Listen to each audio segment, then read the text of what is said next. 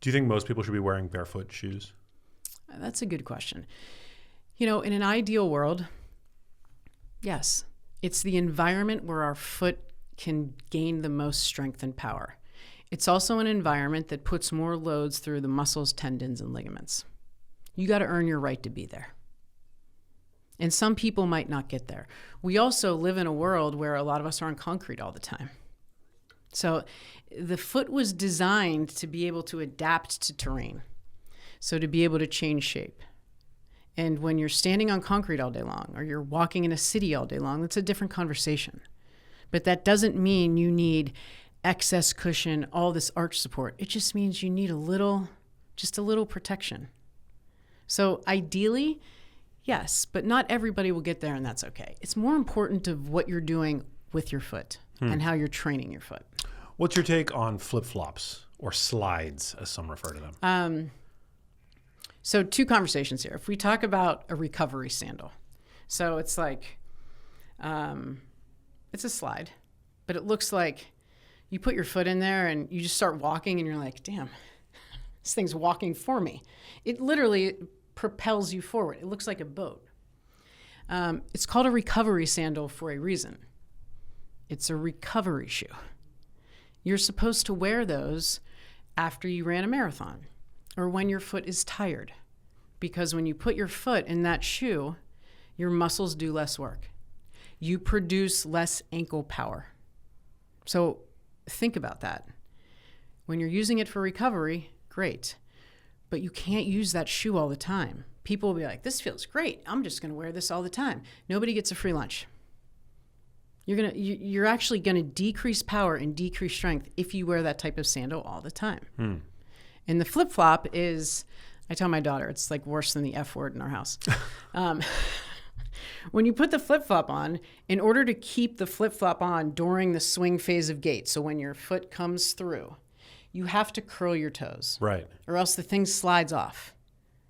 So when you do that, when you flex your toes, that's not what the foot does in the gait cycle. We do not do this when we walk. The toes stay flat. You roll through your foot. So you contribute to things like hammer toes. You compromise the function of your hip. So if you're going to wear a sandal, that's fine. Just wear a backstrap on it. Like a Birkenstock. Or it depends, right? So Birkenstock is a different type of sandal because it's very stiff and rigid. So if you have, like my patients who have big toe pain or heel pain, they love a Birkenstock because the foot's not moving. It's like a brick. So it's like, yeah, this feels good. But again, you're not moving your foot. So they have sandals. Earth Runners is one. Luna Sandals is another. There's Bedrock. They have a bunch of sandals now that still give you enough cushion, but there's just a strap on the back of it. So it's having this shoe spectrum to know, like, think about it. I'm in Colorado. I always use the analogy of bikes. You have a road bike, you have a mountain bike, and you have a gravel bike. You're not going to take your road bike in the mountains. It's the same thing with footwear. You need to have your running shoe, then you can have a different type of shoe when you're in the gym, and ideally you want your foot to do most of the work. What are the best shoes for walking? My non-negotiable is wide toe box. So you have to be able to have the toes splay. So when you think of functional footwear companies that respect the anatomy of the foot, Ultra Running, Topo Athletic, Notice Footwear, those are the 3 companies we talk about in the book because there's not that many other companies out there. I wish there was. But there's a very small category of shoes that have the wide toe box, a low to zero drop, which means below 6 millimeters, and some varying cushion underneath the foot. That's a functional walking shoe. A minimal walking shoe, where you really get the benefit of feeling the ground, that you can roll that thing up into a ball.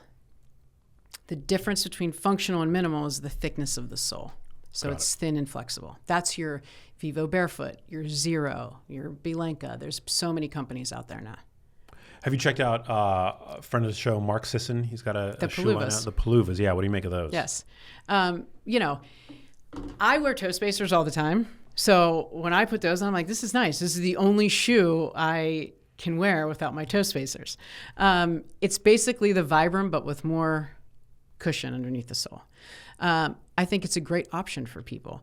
And the challenge with all of some of this, well, I guess I should say some of the footwear, as my daughter would say, she's never going to wear those shoes. So we have to have the conversation of function over fashion. That's my problem, is that I live in Los Angeles, and I like, I'm interested in fashion, and, it's like in the past, not so much these days, but I probably at some point would have described myself as a mild sneakerhead. Yeah. And you're not alone. Yeah. It's why we talk about the shoe clock, though. But I do have Converses, and it's comforting to know that like some of these old school shoes are more forgiving from the standpoint of foot health.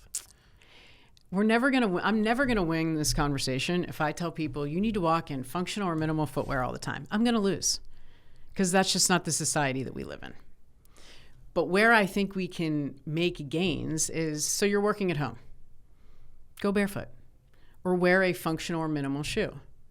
If you know you're going out to dinner, or you want to get dressed up, and you know you're going to be in a certain type of footwear for 3 hours, do work on your feet when you get home or the next day. Switch it up. Just don't spend all day and all night and the majority of time that you're awake on your feet in footwear that's causing a problem. Just mix it up.